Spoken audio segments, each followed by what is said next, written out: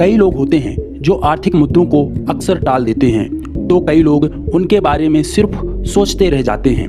आज के समय में आर्थिक मामलों के बारे में सीखना शुरू करने और आपकी अपनी आर्थिक स्थिति के बारे में काम करने की ज़रूरत है। आप में से कई लोग पहले शायद ऐसा लग सकता है कि आर्थिक मामलों में कई उलझनें होती हैं, और हम भी आपको स्पष्ट रूप से बता देना चाहते हैं कि हाँ, कुछ उलझनें तो हैं, लेकिन फिर भी आप जितना मानते हैं उतना यह मुश्किल नहीं है। बल्कि एक बार सीखना शुरू कर दें तो कई चीज़ें आसानी से समझ में आ जाती हैं। स्वस्थ आर्थिक आदतें ही आर्थिक स्थिति की नींव होती हैं। आगे चलकर हम स्वस्थ आर्थिक आदतों के बारे में गहन चर्चा करेंगे, लेकिन शुरुआत में इन 7 आदतों से करते हैं जो आर्थिक रूप से स्वस्थ सभी लोगों की होती है। इसमें सबसे पहले नंबर 1 पर आता है पैसों को बचाना।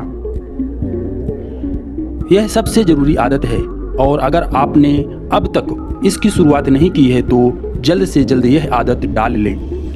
पैसा बचाना ज़रूरी क्यों है? ताकि आपके पास पर्याप्त पैसे बने रहें और उनसे आप और ज़्यादा पैसा जुटा सकें। यह कैसे करना है वह हम आपको जल्द ही बताएंगे। तो अब सोचिए कि पैसे कैसे बचाएं। आसान है, आप जितना कमाते हैं उससे कम खर्च करेंगे तो आपके पैसे बचेंगे। आपको कितने पैसे बचाना ज़रूरी है? विशेषज्ञों का कहना है कि अगर आप रिटायरमेंट के बाद भी अपनी मौजूदा लाइफ स्टाइल को बरकरार रखना चाहते हैं तो आपको औसतन कम से कम 25 से 30% की बचत करनी होगी। यह शायद मुश्किल लग सकती है, लेकिन कोविड-19 के दौरान हमने जिस तरह के जीवन को महसूस किया है उससे अब हम बेहतर रूप से समझ सकते हैं कि जीवन में क्या ज़रूरी है और क्या नहीं। नंबर 2 पर आता है खर्च पर नज़र रखिए। क्या ज़रूरी है और क्या नहीं, यह अगर आप तय नहीं कर पा रहे तो सबसे सही तरीका है अपने सभी खर्चों पर नज़र रखना। ज़्यादा पेमेंट्स ऑनलाइन किए जाते हैं तो आपको सिर्फ लेन देन पर नज़र रखनी है। इसके बारे में ज़्यादा सोचना नहीं है। सिर्फ 1 महीने भर तक अपने खर्चों पर नज़र रखने से आपको आसानी से पता चल जाएगा कि आपका पैसा कहाँ जा रहा है और आप उसे किस तरह से बचा सकते हैं। तीसरे नंबर पे आता है कि आवेग में आकर खर्चा ना करें।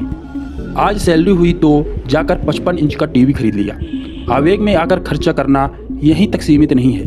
पिछली रात का खाना बचा है फिर भी बाहर से खाना ऑर्डर किया। पुराना जैकेट ठीक है फिर नया खरीद लिया। ऐसे कई बार हम आवेग में आकर खर्च कर देते हैं।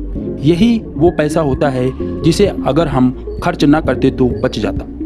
हमारे खर्च पर नियंत्रण रखकर ही हम आर्थिक स्थिरता हासिल कर सकते हैं। हर किसी का पैर कभी ना कभी फिसलता है, लेकिन अगर यह अक्सर होने लगता है तो वह फिर हादसा बन जाता है।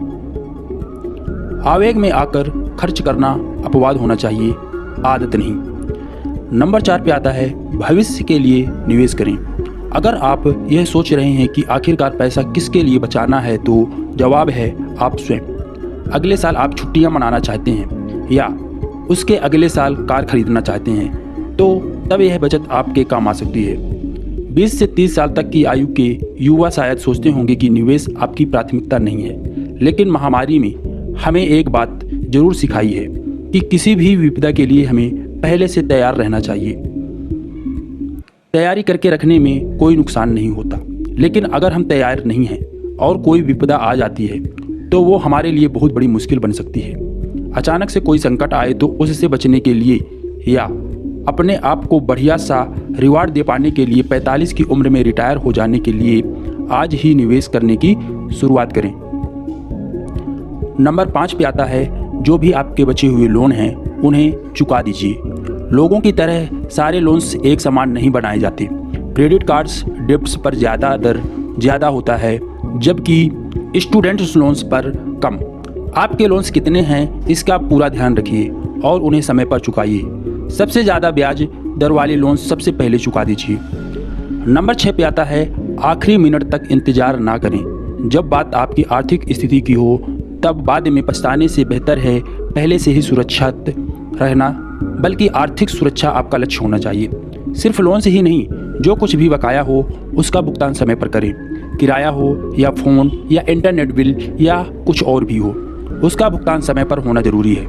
अगर आपको इसमें दिक्कत हो रही है तो ऑटो डेबिट की सुविधा का लाभ लें और अपने फ़ोन पर रिमाइंडर सेट करें। आज हम डिजिटल दुनिया में जी रहे हैं, कोई बात ध्यान में रहे ना रहे, तारीख भूल जाएं, ऐसा तो होना ही नहीं चाहिए। अगर आपके किसी बिलिंग साइकिल का समय तब आ रहा है जब आपके पास पैसा नहीं होता, तो कंपनी के साथ बात कीजिए और अपने बिलिंग साइकिल को बदलवा लीजिए। लास्ट में और नंबर 7 पे आता है, एक बजट तय करें और उस पर टिके रहें। बजट बनाने का मतलब होता है नियोजन करना, ना कि अपने आप को पिंजड़े में डालना। अगर आप अपने पैसों से अधिकतम लाभ पाना चाहते हैं तो आपको चीज़ों का नियोजन करना ज़रूरी है। हर महीने में आप कौन सी चीज़ों पर खर्च कर रहे हैं या खर्च करेंगे, इसका योजना बनाइए। बड़ी खरीदारी के लिए पहले से प्लान कीजिए। अचानक से आने वाले खर्च जैसे कि बीमारी की वजह से अस्पताल में जाना पड़ा आदि के लिए अपने बजट में जगह बनाइए या बचत में खर्च कीजिए। आपके आर्थिक स्वास्थ्य के लिए यह 7 बातें काफ़ी नहीं हैं, लेकिन महत्वपूर्ण हैं। इन 7 आदतों का पालन करने से आप अपनी आर्थिक स्थिति को एक बेहतर आकार दिला सकते हैं, ताकि जीवन में कोई चुनौती आए तो आप उसका सफलतापूर्वक सामना कर सकें। दोस्तों, आज की वीडियो में बस इतना ही। हम मिलते हैं नेक्स्ट वीडियो में एक नई जानकारी के साथ में। तब तक के लिए टेक केयर, अपना ख्याल रखिए।